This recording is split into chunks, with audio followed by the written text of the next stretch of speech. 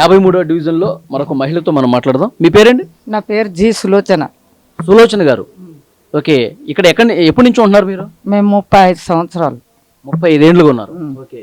ఏంటి మీ ఈ డివిజన్లో మీ ఇంటి దగ్గర ఏం సమస్యలు ఉన్నాయి? మా భర్త పోయిండు, ఎవరు పట్టించుకున్న వాళ్ళు లేరు. వాడకట్టు పెన్షన్ రావట్లేదా? అంటే మా భర్తకు ఉన్నది, ఇంకా నాది అప్లై చేయలేదు. నెలే అయింది, ఒక్క నెల. దాని కొరకు కాగితాలు ఉంటాయి కదా, పేపర్స్ ఇట్లా, అవి ఇవ్వాలి. అవి ఇస్తే ఏం చేస్తారో అందరూ వచ్చి మేమున్నాం అంటారు, కానీ ముందుకు వచ్చి దారి చూపించలేరు. మాకు ఇప్పటి వరకు దారి చూపించండి, మార్షల్ దారి చూపించండు. మార్షల్ దారి చూపించండు. మాకు ఇల్లు ఇచ్చిండు, మా ఆయనకు పెన్షన్ ఇచ్చిండు, అన్ని ఇచ్చిండు. ఇప్పుడు మాత్రం మా భర్త, ఇప్పుడు ఏమున్నాయి మీకు సమస్యలు ఇక్కడ? నా భర్త పింఛన్ నాకు కావాలి. ఓకే. ఇప్పుడు నెలే కదా మీ భర్త చనిపోయింది. ఆ కాగితాలకు తిరిగి ఇదవుతున్నాం. మరి ఎవరు పట్టించుకుంటలేరు. ఈ ఎలక్షన్లు అయిపోయినాయంటే ఆఫీసర్లు ఎవరు పట్టించుకోవటలేదు. అందుకొరకే కదా. నాకేమున్నది, ఈ ఎలగకపోతే రేపైనా చేస్తారు, కానీ వాళ్ళని కూడా పట్టించుకోవాలి కదా. వాళ్ళని కూడా పట్టించుకొని గీ పలానోళ్ళకు చేసినాం ఇన్ని సంవత్సరాల వాళ్ళకు అని దాన్ని చెప్పుకునేటట్టు ఉండాలి కదా. అంటే ఎవరికి వాళ్ళే ఇక, అంటే మావి 9 ఓట్లు, ఒక్క ఓటు పోయింది. మా భర్తది ఒక్క ఓటు పోయింది. మేము 9 ఓట్లు. నాకు 3 కొడుకులు, 3 కోడన్లు, మనమరాలు, మనమడు, ఇక ఇందరం ఉన్నాం. అట్లా అంటే అప్పుడు నేను వాళ్ళ దగ్గరికి వెళ్ళడం ఏంది, వాళ్ళు నా దగ్గరికి రావాలి. మీకు తెలిసినంత వరకు అయితే 1, 2 ఉన్నదంటే వాళ్ళతో దంటగా పోవాలి అని అనిపిస్తుంది. అమ్మ మింగిది చేస్తాం, రండి అమ్మ మింగిది, గిటు ముందుకు రా, అమ్మ నువ్వు లోన్ ఎందుకు ఉంటున్నావు, నువ్వు బయటికి రా, మాతోటి రా, కొంచెం చెన్నుతనియ్యో అని వాళ్ళు ఎంకరేజ్ చేయాలి. కానీ నేను పడిపోతే అది గౌరవం ఉండదు.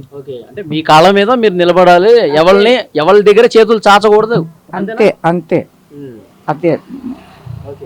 ఇక్కడ మీకు కరెంటు సమస్య కానీ వాటర్ సమస్య కానీ అట్లా ఏమైనా? వాటర్ అంటే ఇక కొంచెం నల్ల తక్కువ వస్తుంది. మాకు బోర్ గిట్ల లేదు. ఈడ రెంటుకు నాకు బద్దిపల్లి కాడ ఇల్లు ఉన్నది.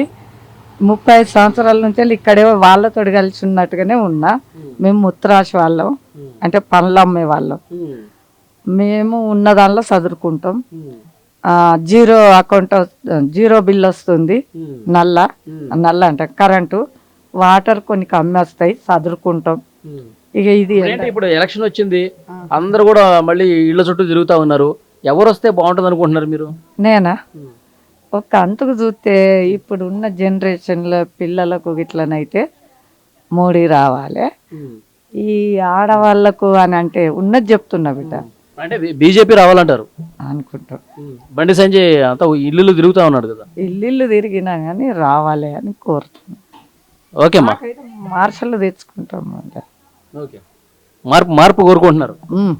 ఎందుకంటే ఇప్పుడున్న జనరేషన్ అదే కదా పిల్లలకు. అందుకొరకు వాళ్ళకు అన్నీ మంచి కావాలి, మేము ముందడుగు వేసుకుంటే వాళ్ళే. నా పిల్లలు చదువుకున్నారు, నేను చదువుకోలేదు. వాళ్ళు చదువుకున్న వాళ్ళు కాబట్టి వాళ్ళు కొంచెం ప్రయత్నం చేస్తే చేతనిస్తారు కదా. సరే అమ్మా, థ్యాంక్ యూ అమ్మా. కార్పొరేటర్స్ కనీసం పట్టించుకోవట్లేదు.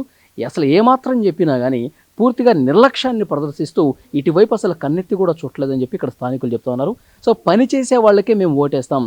ఇప్పుడు ఈ ఎన్నికల్లో ప్రతి ఒక్కళ్ళు ఇల్లులు తిరుగుతూ ఉన్నారు, మేము అది చేస్తాం ఇది చేస్తామని. కానీ ఏం చేశారని చెప్పి ఇక్కడ నిలదీస్తున్నా సరే మళ్ళీ ముఖం చాటేస్తున్నటువంటి పరిస్థితి ఉంది. సో డెఫినెట్గా మాకు మంచి చేసేటువంటి వ్యక్తిని మేము ఈసారి గెలిపించుకుంటాం.